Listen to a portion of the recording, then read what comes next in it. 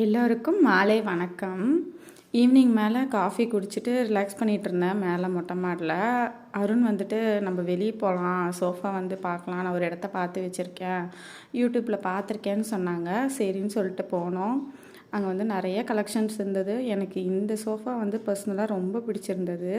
கொஞ்சம் கம்ஃபர்டபுளாகவும் இருந்தது, போட்டால் ஒரு ரிச் லுக் வரும். பிகாஸ் இந்த கலர் வந்து அப்படி வெல்வெட் டிசைனு சூப்பராக இருந்தது. நிறைய சோஃபா வச்சுருந்தாங்க. என் மைண்டுக்கு வந்து சோஃபா கம் பெட் வாங்கணுன்னு தான் ஆசை. பட் அந்த டிசைன்ஸ் வந்து நிறையா ஃபால்ட் ஆகுதுன்னு சொல்லி கடைக்காரங்களே சொன்னாங்க. அதனால் அது அவ்வளோவா சேல்ஸ் ஆகிறது இல்லைம்மா அப்படின்னு சொல்லிட்டாங்க. சரி, அப்படி இல்லைனா நம்ம சோஃபா கம் பெட் இல்லைனா ஆப்ஷன் வந்து ரெண்டாவதாக நான் கார்னர் சோஃபா தான் வச்சுருந்தேன். சரி, கார்னர் சோஃபா பார்த்து ஒன்று செலக்ட் பண்ணிவிட்டு வந்துட்டோம். வீட்டுக்கு வந்ததுக்கப்புறம் நான் உங்களுக்கு காட்டுறேன். கலர் கஸ்டமைஸ் பண்ணி தான் வாங்கியிருந்தோம். சோஃபாலாம் பார்த்து முடிச்சுட்டு பார்பிக்யூ தான் போயிருந்தோம்.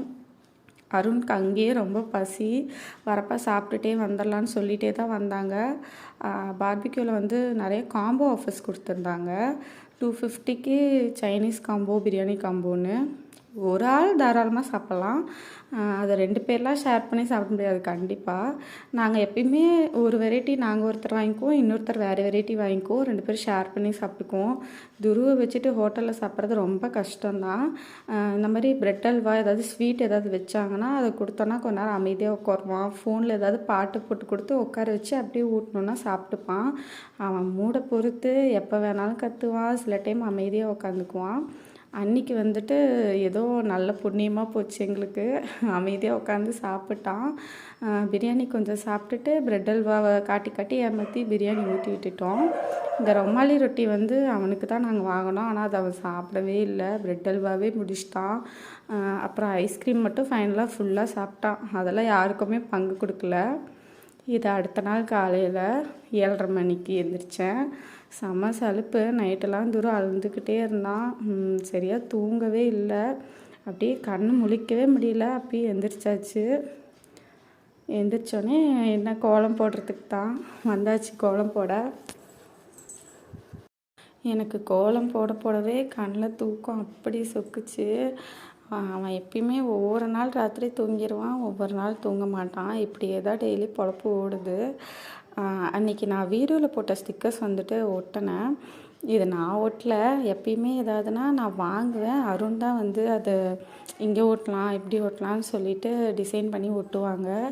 அவங்களுக்கு இந்த மாதிரி டெக்கரேஷன் பண்ணுறதுலலாம் இன்ட்ரெஸ்ட் ஜாஸ்தி.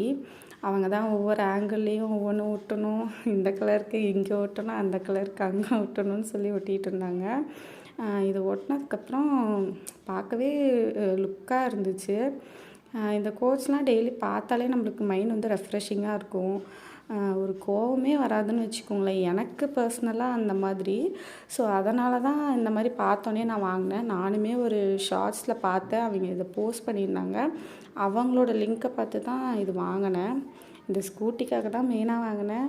ஒட்டினோன்னே எனக்கு ரொம்ப பிடிச்சிருந்தது இந்த ஸ்கூட்டி. அதுக்கப்புறம் அது பக்கத்தில் இருக்க அந்த குட் வைப்ஸும் வந்துட்டு வால் கிளாக்குக்கு மேட்சாக இருந்துச்சு. அதுவும் மீஷோவில் தான் வாங்கினேன், 150 சம்திங். அதுக்கப்புறம் எப்பயும் போல் நம்ம ரொட்டீன் ஆரம்பித்தாச்சு. பாத்திரம் வந்துட்டு நிறைய பேர் வந்து சிங்கில் விளக்கி வச்சுருவாங்க. அதுக்கப்புறம் ட்ரை பண்ணுறதுக்கு பக்கத்துலேயே ஒரு கூடை வச்சுருவாங்க. நானும் இவ்வளோ நாளைக்கு அப்படி தான் பண்ணிகிட்டு இருந்தேன். பட் வந்து சின்ன மாமியார் வீட்டுக்கு போனப்போ அவங்க வந்து கட்டிலில் ஃபுல்லாக வெயிலில் கமுத்தி வச்சுருந்தாங்க. அதுவும் இல்லாத அவங்க எந்த ஜெல்லோ இல்லை சோப்போ போட்டு விளக்கவே இல்லை. அவங்க வந்து சாம்பல், அப்புறம் தேங்காய் நார், எலுமிச்சம், புளி அதெல்லாம் வச்சு தான் விளக்குனாங்க. செம்ம பளிச்சுன்னு இருந்துச்சு. வெயிலில் ட்ரை பண்ணி எடுத்தாங்க. பாத்திரத்தில் அந்த உப்பாக தங்கி நிற்கும். நம்மலாம் வந்து இந்த வீட்டுக்குள்ளேயே ட்ரை பண்ணுறப்ப. பட் அவங்களதில் அந்த மாதிரி எதுவுமே இல்லை. நான் பார்த்துட்டு வந்துட்டு சரி நம்மளும் ஒரு நாள் ட்ரை பண்ணி பார்க்கலான்னு சொல்லிவிட்டு மொட்டை மாடியில் வந்து ஃபுல்லாக எடுத்துகிட்டு வந்து ட்ரை பண்ணி வச்சேன். உண்மையாலுமே பாத்திரம் வந்து நல்லா பளிச்சுன்னு இருந்தது. உங்களுக்கு இந்த மாதிரி ப்ரைவேட்டாக ஹோமு இல்லை மொட்டை மாடி இருந்தால் இல்லை வெயில் படுற இடத்துல வைங்க. உண்மையாலுமே பாத்திரம் கொஞ்சம் நல்லா பளிச்சுன்னு இருக்க மாதிரி எனக்கு ஃபீல் ஆகுது. நீங்கள் ட்ரை பண்ணி பார்த்துட்டு எப்படி இருக்குன்னு சொல்லுங்கள். நான் எங்கே வந்தாலும் துருவ பின்னாடியே வந்துடுவான். எதையாவது தூக்கிக்கிட்டு. இந்த வடிகட்டியில் என்ன இருக்குன்னு தெரில, பொழுதனைக்கும் அந்த வடிகட்டியை வச்சு தான் விளாண்டுக்கிட்டே இருக்கான். பொம்மை அத்தனை வாங்கி வச்சுருக்கோம், அதிலலாம் விளாட மாட்டான். நாங்கள் என்ன யூஸ் பண்ணுறோமோ அதில் இருக்க பொருளை எடுத்து தான் விளையாடுறான். கரண்டி அது இதுன்னு எடுத்துக்குவான். இவனை வச்சு சமாளிக்கவே முடியாது. மேலே சுடுது அப்படின்னு சொன்னாலும் கேட்கவே மாட்டேங்கிறான். அவனும் வந்துட்டான். அவன்கிட்ட பேச்சு கொடுத்துட்டே கீழெல்லாம் இறங்காமல் பார்த்துக்கிட்டே அப்படியே பாத்திரத்தை அடிக்க வைக்க ஆரம்பித்தேன். ஆனால் வேலை வாங்கினா மட்டும் செய்யவே மாட்டான். 2 வடிகட்டியை வச்சுக்கிட்டு அவன் சல்ல தாங்க முடியல. ஃபுல்லாக ட்ரை ஆகட்டும்னு சொல்லி மார்னிங் ஒரு 10 o'clock வச்சேன். செம்ம வெயில், 1 மணி நேரத்துலேயே சூப்பராக காஞ்சிருச்சு. காஞ்சதுக்கப்புறம் நான் எப்படி இருக்குன்னு சொல்லி காட்டுறேன் பாருங்கள். ஃபுல்லாகவே பாத்திரம் நல்லா பளிச்சுன்னு வந்துடுச்சு. செம்ம வெயில் இப்போது அடிக்குது. கொஞ்சம் நேரம் கழித்து நான் எடுக்க வந்தேன் மேலே. அப்பையும் நம்ம துருவ் விடலை என்னைய. பின்னாடியே வந்துட்டார் தலைவர். எங்கேயுமே விடமாட்டான், பின்தொடர்ந்து வந்துக்கிட்டே இருப்பான். கேமரா வேறு புதுசாக வச்சு எடுக்கும். கேமராவை பார்க்குறான், பாத்திரத்தை பார்க்குறான், கேமராவை பார்க்குறான், பாத்திரத்தை பார்க்குறான்.